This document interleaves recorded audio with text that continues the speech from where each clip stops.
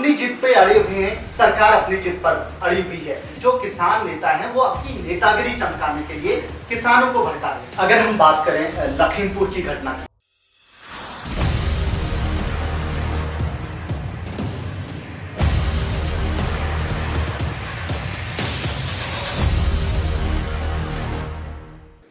नमस्कार, बहुत बहुत स्वागत है आपका। मैं हूं देवेंद्र प्रसाद।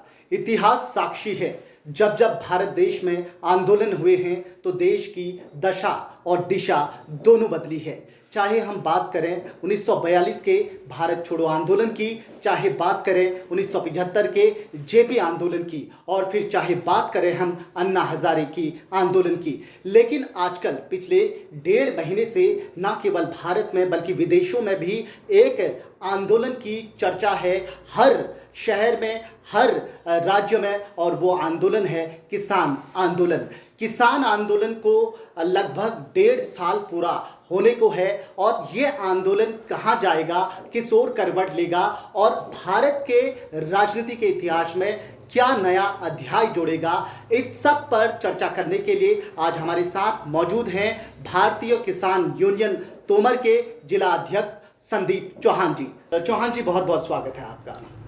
चौहान जी, सबसे पहला सवाल मेरा यही है कि पिछले लगभग 1.5 साल से जो किसान आंदोलन है, जो आंदोलनकारी हैं वो डटे हुए हैं, अपनी जिद पे अड़े हुए हैं, सरकार अपनी जिद पर अड़ी हुई है, तो इसका अंत क्या है, कहाँ ये आंदोलन जा रहा है? पहले तो मैं अपना परिचय देना चाहूँगा जी। मैं संदीप चौहान, जिला अध्यक्ष भारतीय किसान यूनियन तोमर से। जी। रही आंदोलन की बात, सरकार अड़ी है अपने फैसलों को लेके जी। और किसान अड़ी है अपनी चीज़ों को लेके जी। और किसान हित की तो आज की डेट में अगर देखा जाए कोई बात हो ही नहीं पा रही है, ना सरकार सुन रही है, क्योंकि आज की डेट में ये सरकार इस तरह की हो गई है, एक निखट्टी और मनमानी वाली सरकार हो गई है जो किसानों के हित में बिल्कुल भी नहीं है। ये कभी ना तो इसने किसानों का भला किया है और ना इसने किसानों के प्रति हित में कुछ भी सोचा नहीं है, कुछ नहीं सोचा है। और आज किसान अपनी खेती भूमि छोड़ के, अपनी किसानी छोड़ के रोडों पे पड़ा है, वो इसी की देन है, इसी सरकार की देन है। ये मोदी सरकार नहीं है, एक मॉडिफाई सरकार हो गई है। लेकिन जो सरकार की जब हम बात करें, सरकार ये कह रही है कि हमने जो कानून बनाए हैं वो किसानों के हित में बनाए हैं, और कुछ जो किसान नेता हैं वो अपनी नेतागिरी चमकाने के लिए किसानों को भड़का रहे हैं, तो इसमें क्या कहेंगे आप? किसानों को भड़काने वाली कोई बात नहीं है, और किसान ऐसा भी नहीं है कि आज की डेट में इतना अनपढ़ गंवार किसान है। किसान के बच्चे भी पढ़े लिखे हैं और किसान भी पढ़ा लिखा है।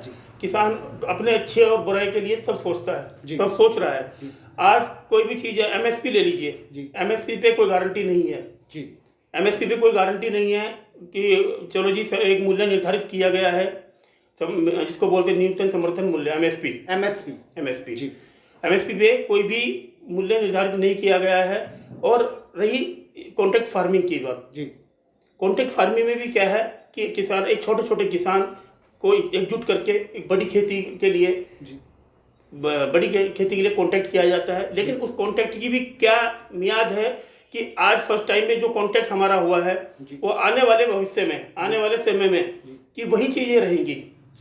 इस पे आपको एक ठोस, जिसे हम ये कह सकते हैं, गारंटी चाहिए, आपका कहना ये है? जी। एक बात मैं आपसे ये पूछना चाहता हूँ पर्सनली कि इसमें जो सबसे बड़ी चीज आपको खराब लग रही है इस पूरे बिल में, वो क्या चीज है जो जिसको आपको लगता है कि ये गलत है? इस हाँ, तो मैं वही बता रहा हूँ ना आपसे। एक एमएसपी है जी। एमएसपी पे मोदी जी ने भी कहा है, जो हमारे नरेंद्र तोमर जी जो किसान नेता हैं उन्होंने भी कहा है कि एमएसपी जो की तो रहेगी, लेकिन एमएसपी निर्धारित एक गारंटी कि जो मंडियों से बाहर माल खरीदा जाएगा, क्या गारंटी है उसकी कि जो रेट आज हम मंडियों के अंदर खरीद रहे हैं वही हम बाहर खरीदेंगे? कल क्या होगा जब व्यापार तो खुला कर दिया है, व्यापार खुला कर दिया है जी। अब बाजार वाला तो अपनी कल क्या गारंटी है इसकी और क्या प्रावधान है इसका? इसमें तो किसान अपना कोर्ट में भी नहीं जा सकता है। एसडीएम और डीएम तक जाने की उम्मीद दे रखी है, इसको मियाद दे रखी है। एसडीएम और डीएम तो आज की डेट में जिसकी सरकार है उसकी सुनता है, सीधी सी बात है। कोई कानून में कोई इस तरह का प्रावधान नहीं है कि किसान अपना कोर्ट में जाके लड़ सके, कुछ कर सके, कुछ नहीं है। केवल एसडीएम और डीएम तक किसान को सीमित किया गया है। आपने डीएम और एसडीएम की बात की। Yes. कुछ दिन पहले अगर हम देहरादून की बात करें, उत्तराखंड की बात करें, तो कुछ दिन पहले आपने एक घेराव किया था डीएम कार्यालय में, एक विज्ञापन दिया था। तो उस विज्ञापन के माध्यम से आप क्या बिल्कुल कहना चाह रहे थे? वो बात क्या थी जो आपने विज्ञापन दिया और एक बहुत हम ये कह सकते हैं बड़ी संख्या में किसान वहाँ मौजूद थे? पहला तो हमारा यही था कि तीनों काले कृषि कानून हमारे वापिस हों जी, और कुछ मिले उत्तराखंड के अंदर जिन्होंने किसानों का भुगतान 2017 से लेकर 18 तक भी अभी तक भी पेंडिंग पड़ा हुआ है, जैसे इकबालपुर मिल हो गई जी, और किसान आज की डेट में और किसान पहले से भी जी, खेती के ऊपर निर्धारित है, उसकी कोई आय नहीं है, कोई उसकी सरकारी नौकरी नहीं है, लेकिन उसको अगर उसी की फसल का पैसा नहीं दिया जाएगा टाइमली तो वो कैसे अपने परिवार का निवारण करेगा, कैसे दिनचर्या चलाएगा? ठीक है, पहले तो हो गया ये कि हमने, और फिर हमने अभी जो ज्ञापन दिया था डीएम साहब को मुख्यमंत्री के द्वारा, वो मुख्यमंत्री जी को डीएम साहब के द्वारा, तो उसमें हमने आज की डेट में आर्थिक स्थिति बहुत नाजुक चल रही है कोरोना को लेके सभी परिवार की, इसमें आम आदमी भी है, इसमें किसान भी है, सभी तरह का आदमी है। हमने बोला गया कि 6 महीने की फीस कम से कम माफ़ होनी चाहिए, क्योंकि बच्चे स्कूल नहीं गए हैं और खर्चे बढ़ाए गए हैं जी। बच्चों को लैपटॉप दिए गए हैं, बच्चों के लिए नेट प्रोवाइड किया गया है, बच्चों को मोबाइल दिए गए हैं।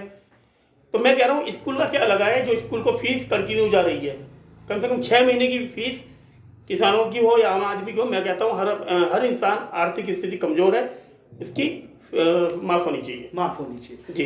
लेकिन एक सवाल और उठता है जी कि जो सरकार है, सरकार कह रही है कि जो गरीब किसान है उनके खातों में हम हर मंथ जो कि पैसा हम डाल रहे हैं और गरीब किसानों को हम राशन दे रहे हैं, तो इस पे आप क्या कहना चाहेंगे? क्योंकि आप खुद किसान जो मैं कहना चाहूँगा, आज सरकार क्या कर रही है, वो एक वो थी ना, आपने मूवी भी देखी होगी कि इनको अभी एक आदत डाली है जी, अभी फ्री की आदत डाली है, फ्री की आदत डाली है।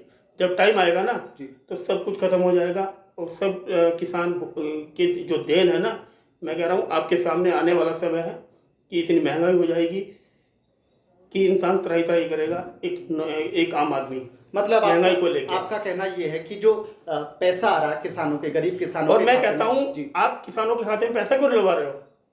आप उसके बदले उसको बीज खाद सस्ता कीजिए ना, आप उसको 2000 रुपये क्यों दे रहे हो? अरे जो अगर आप किसान से लागत ले रहे हो बीज की, खाद की, और खाद के भी आप पैसा बढ़ाते जा रहे हो, डाई पे भी बढ़ाते जा रहे हो, उस पैसे को ना बढ़ाइए ना। आप इतनी अगर रहमो करम करना चाह रहे हो किसान के ऊपर, तो मैं कहता हूँ कि आप बीज डाई किसान के लिए फ्री कीजिए, पैसा ना दीजिए किसान को। और राशन के बारे में क्या कहेंगे?